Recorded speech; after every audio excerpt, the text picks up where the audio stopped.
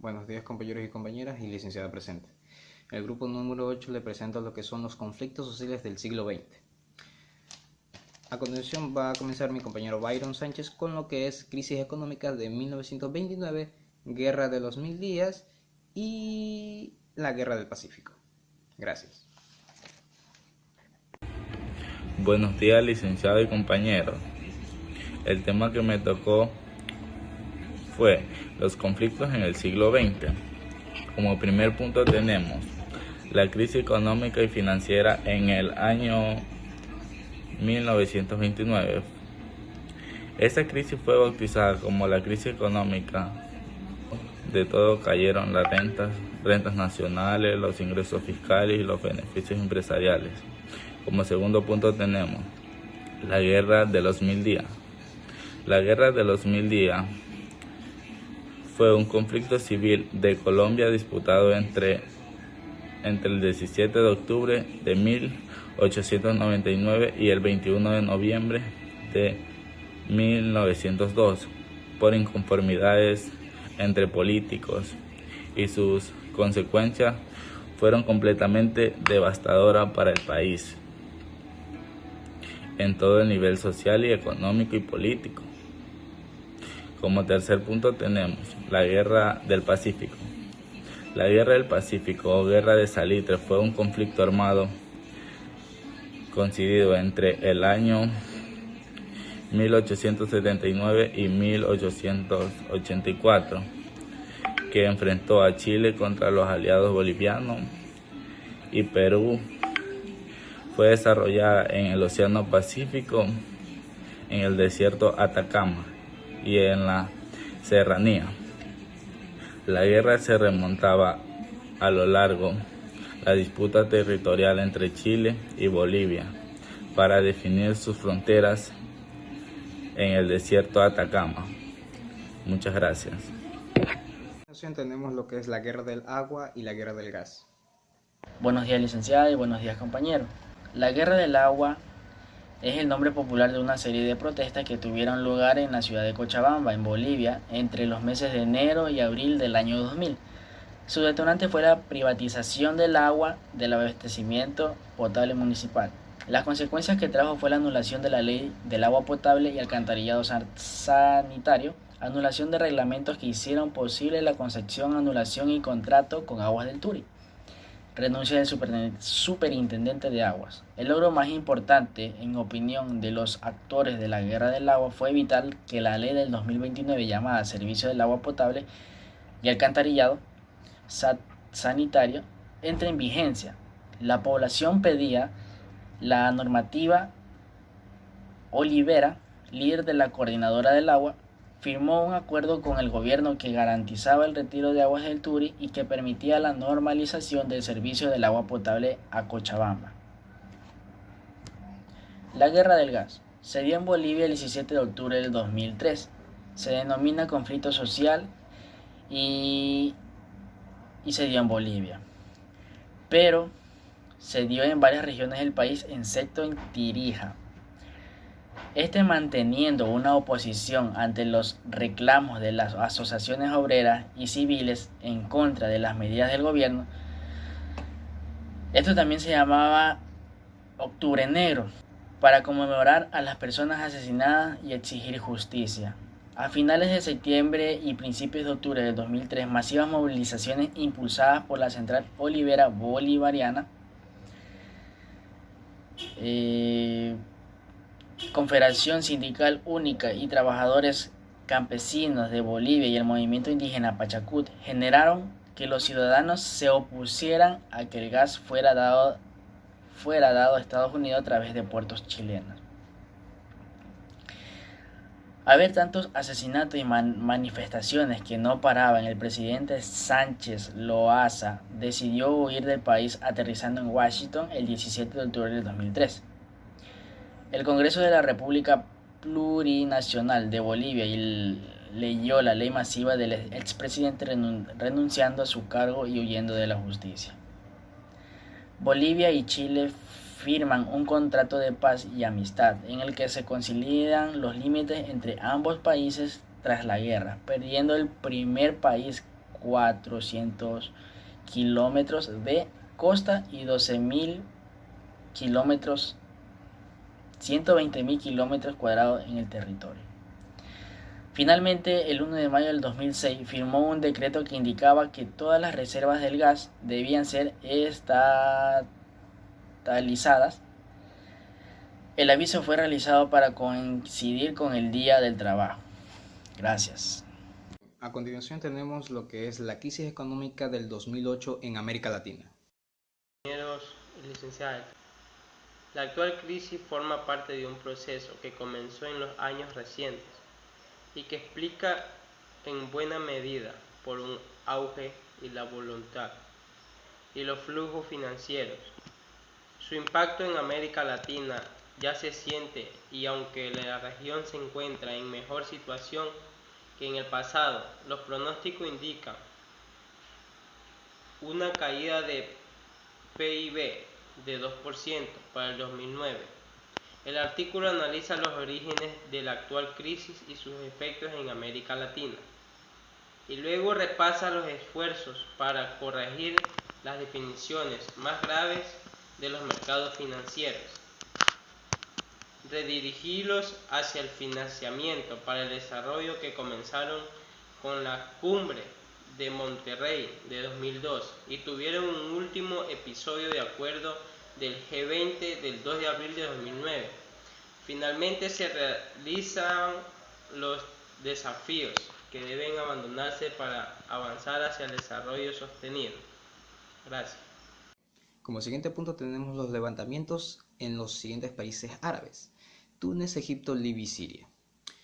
A estos acontecimientos, a estas manifestaciones, a estos movimientos se los conoce como la primavera árabe. A continuación tenemos un cuadro comparativo de lo que cuánto tiempo gobernó el dictador en cada país, los detonantes de cada revuelta en cada país y cuál es su estado político actual de cada país, nombrado anteriormente.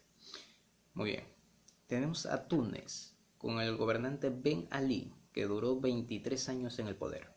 Egipto, Hosni Mubarak, que duró 30 años en el poder. En Libia tenemos a Gaddafi con 42 años en el poder. Y en Siria con Bashar Assad con 15 años en el poder. A continuación tenemos las causas de estos movimientos en cada país. Como por ejemplo, todo empezó en Túnez. ¿Qué pasó en Túnez? Bueno, la corrupción en general, la mala administración, el robo de dinero al pueblo, todo mal. Todo comenzó cuando Mohamed Bouazizi se le fue despojado tanto de sus bienes materiales como de sus bienes económicos. Todo se le fue arrebatado por el gobierno y él, en forma de protesta, se inmoló. O sea, dio su vida por parte de la causa. Bueno, ese fue el detonante inicial. De ahí fueron copiados por los diferentes países, como por ejemplo Egipto. Egipto empezó las revueltas por las crisis políticas conocida como la Revolución Blanca o la Tercera Gran Revolución, que empezó un martes 25 de enero denominado el Día de la Ira. Tenemos a Libia, el primer conflicto a gran escala. Fue tan grande y tan desastroso que ni en Túnez ni en Egipto se vio algo similar. Pasaron de una manifestación a prácticamente una guerra civil. ¿Y qué pasó en Siria? Bueno, aparte de ser un país conflictivo con todos sus países vecinos, la guerra acabaría con bastantes vidas, tanto enemigas como propias, y por mano propia también. Destruyeron tanto a su propia población como a la infraestructura política y social dentro de su propio país. Y bueno, solamente a las personas que quedaron vivas, millones de personas que quedaron vivas, solamente les tocó huir. ¿Y qué tenemos en lo que es actualmente cada país? Ya vemos lo peor, cómo están los países ahora. Bueno, en Túnez, bajo la constitución actual, Túnez es una república semipresidencial que adopta la democracia representativa. En Egipto se establece como república semipresidencialista. En Libia, el gobierno, todo recae sobre un partido político, por así decirlo, que es el gobierno de la Unidad Nacional, que es un partido democrático aparentemente. Siria. ¿Qué ocurrió en Siria? El poder judicial está en manos de la Corte Suprema, básicamente así como una cámara de justicia, por así decirlo. Muy bien, esa fue toda mi exposición. Muchísimas gracias. A continuación tenemos lo que son las nuevas potencias asiáticas geopolíticas. Buenos días, compañeros. Bueno, a mí me ha tocado hablar sobre el tema identifique gráficamente a través del mapa la ubicación de los países asiáticos que constan como nuevas potenciales geopolíticas. Como primer punto, el crecimiento económico de los países asiáticos y su escala en los principales índices de producción mundial tienen como efecto directo e indirecto exponencial en la demanda de materias primas, tanto de transformación como energéticas y alimentarias. Segundo punto, la inestabilidad en el Medio Oriente, el incremento de uso biocombustible, la entrada de poderosos inversores de un mercado especulativo en el sector tradicionalmente conservador. Como tercer punto, desde el año 2002, el precio de las materias primas mantuvo una carrera alcista durante 6 años consecutivos. Los países que tuvieron más en desarrollo fueron Hong Kong, Singapur y otros países más. Bueno, ese fue mi tema. Gracias. Y a continuación tenemos las conclusiones y recomendaciones de lo que se investigó en los diferentes conflictos investigados en el siglo XX. Muy buenos días, licenciada, compañeros, público presente. El tema que me ha tocado es recomendaciones para dar soluciones a los conflictos sociales en Latinoamérica. Como recomendación al siguiente tema es la crisis económica y financiera en el 1929. Tenemos como sugerencia promover e investigar más sobre las crisis económicas y los ciclos económicos, porque son muy importantes, ya que a partir de estos podemos tener los elementos necesarios para afrontar una futura crisis, o sea, no decaer nuevamente en esta crisis.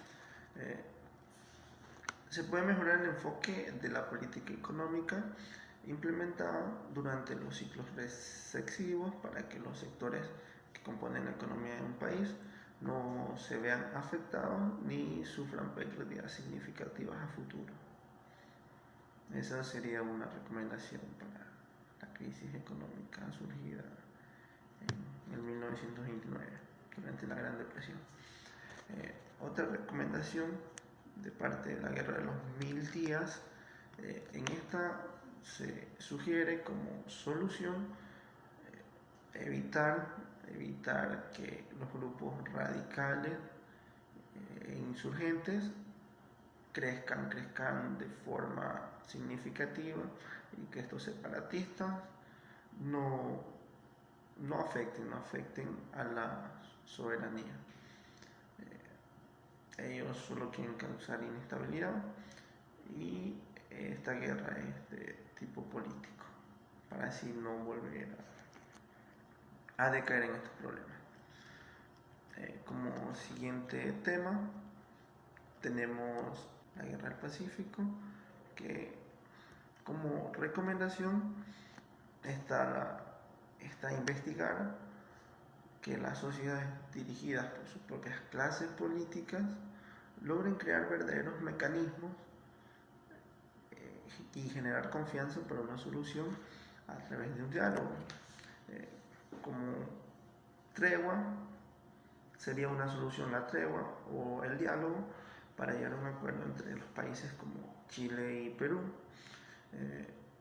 que conduce a la creación de una confianza como parte parte integral de la superación a estos problemas que afectan a la región en aquel entonces, y el deseo de conocerlos a partir de reconocer las diferencias y buscar similitudes para establecer posiciones realistas para ambos países. Esas serían las soluciones. Muchas gracias. Y por último, lo que es referente al movimiento feminista. Gracias. Buenos días, compañeros, buenos días, licenciada. El tema que me toca exponer es movimiento feminista, la globalización y violencia en Colombia. Bueno, el movimiento feminista es la lucha por el principio democrático esencial, que es la igualdad de derechos entre la mujer y el hombre. El feminismo no es lo opuesto al machismo, que prioriza los derechos de un solo género, sino busca alcanzar la igualdad. La igualdad es de que antes se jugaba el fútbol solo los hombres, ahora no, ahora podemos jugar las mujeres. Bueno, me toca la globalización. El siglo XX culminó con las tensiones propias de la globalización, la interconexión gracias a la nueva tecnología de Internet de todo el global, en una red de economía, finanzas e incluso la cultura internacional.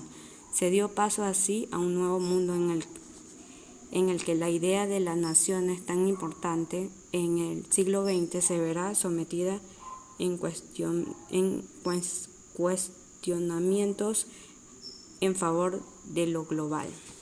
Bueno, me toca el tercer tema, que es violencia en Colombia. La historia nacional de la República de Colombia se halla marcado por una cultura ideológica, violencia. Sin embargo, dicho fenómeno me permite analizar una contradicción bastante profunda, puesto que las raíces de esa violencia sufren los habitantes de nuestra madre patria, fueron diseñadas y patrocinadas desde el poder político. Por ejemplo, la Guerra de los Mil Días, periodo histórico que tiene su inicio en 1899 y que culmina en 1902. Gracias.